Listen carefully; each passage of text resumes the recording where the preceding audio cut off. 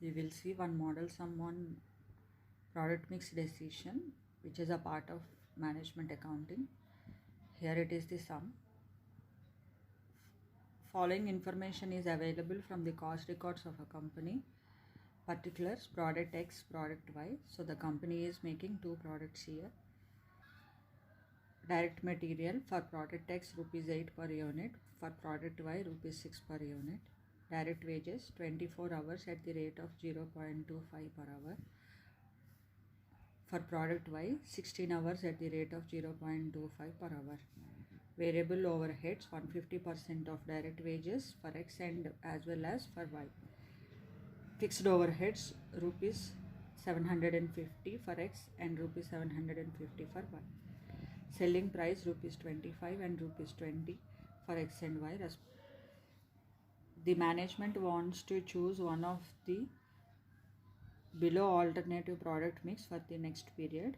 Suggest the management regarding this, and the alternatives are, we have three alternatives here.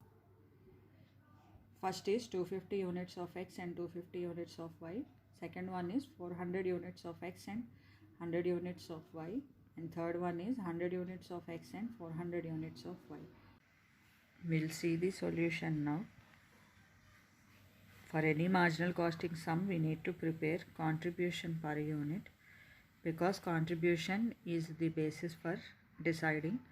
So I am preparing here statement showing calculation of contribution per unit.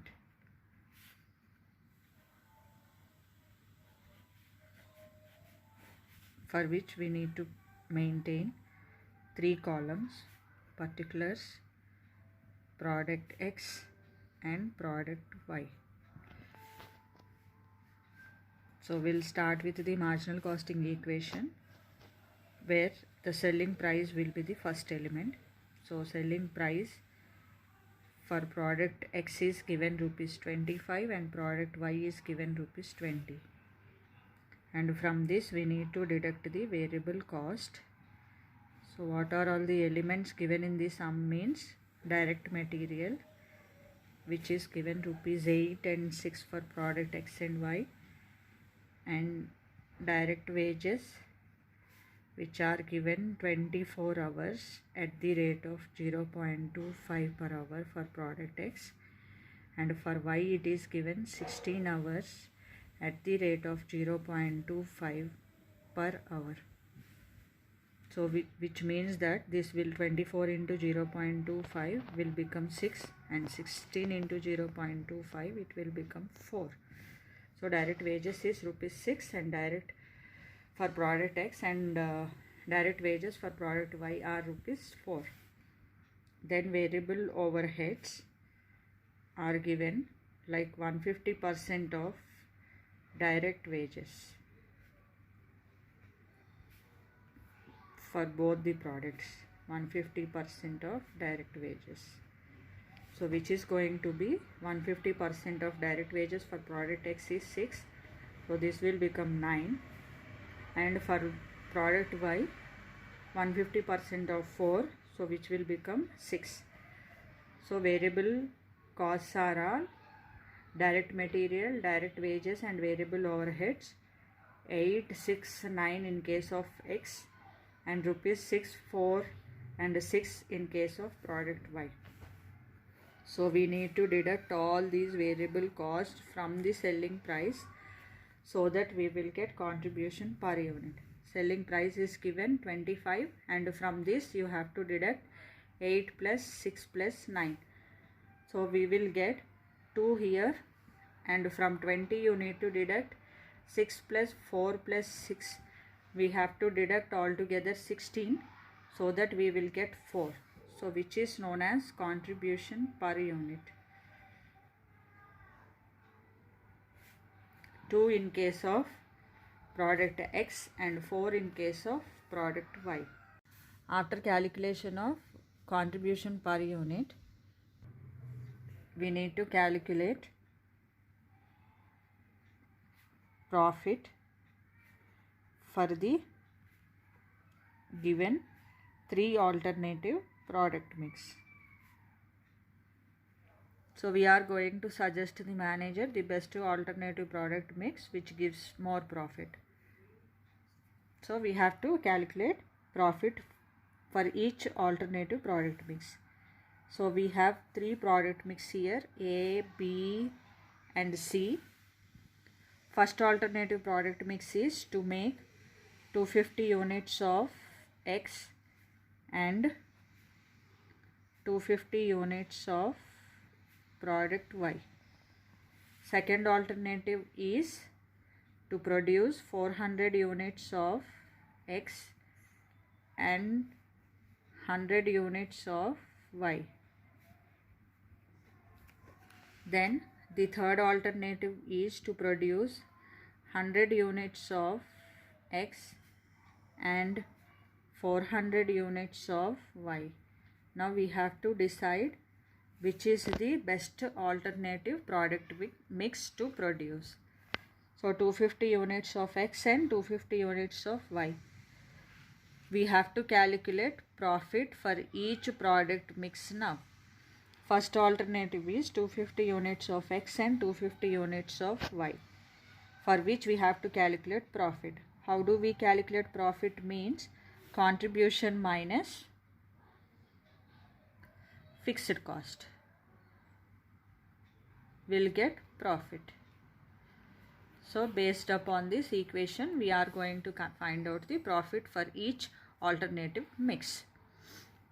So first we have to calculate for alternative A, that is 250 units of X and 250 units of Y. We'll calculate total contribution.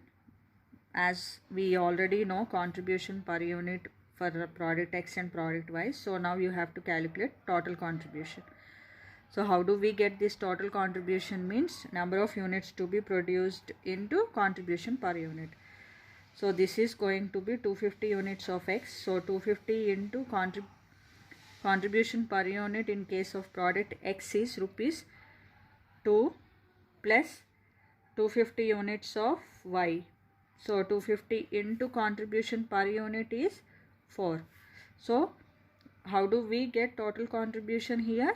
Number of units to be produced into contribution per unit. As we will be producing 2 products here, product X and product Y. Number of units produced into, that is 250 into contribution per unit is 2 in case of product X, plus Y we are going to produce 250 units only into contribution per unit for Y is rupees 4. So 250 into 2 plus 250 into 4, we will get the total contribution of rupees 1500 minus fixed cost. Fixed cost given in the sum 750 in case of product X and 750 in case of product Y. So both together. Why? Because we will be producing both the products 750 which will not vary according to output. So this will be the same 750 in case of product X and 750 in case of product Y, which will become 1500. 1500 minus 1500, there is no loss or profit for the manufacturing unit if it makes 250 units of X and 250 units of Y. Then we will see second alternative, 400 units of X and 100 units of Y. And here also we need to calculate total contribution. Formula is number of units to be produced into contribution per unit. So here in case of X it is 400 units and contribution per unit of X is 2 plus 100 into Y's contribution is 4. 400 into 2 plus 100 into 4, we will get 1200. 800 plus 400. And from this we have to deduct the fixed cost so that we will get the profit. So that is going to be the 750 and 750 will be the same irrespective of the number of units to be produced. So 750 plus 750, this will become 1500 and we will be incurring a loss of 300. Minus 300 means there is a loss.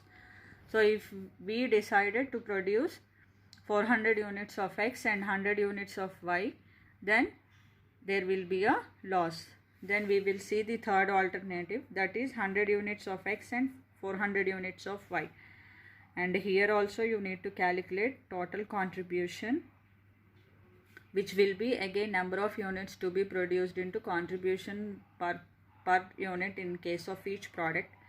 So 100 units of X into contribution of X is rupees 2 plus 400 units of Y into contribution of Y is 4. So this will become 200 plus 1600. So total contribution is going to be 1800, and from which we have to deduct fixed costs 750 in case of X and 750 in case of Y. It will not vary. So the same 750 will be considered for both the products, 750 and 750, which will become 1500. So there is a profit. Plus 300 means there is a profit. So the decision is going to be, it is suggested to choose the third alternative mix, that is to produce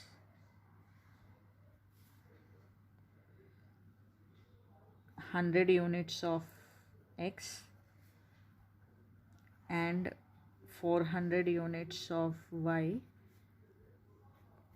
as it is giving more profit than other alternative product mix.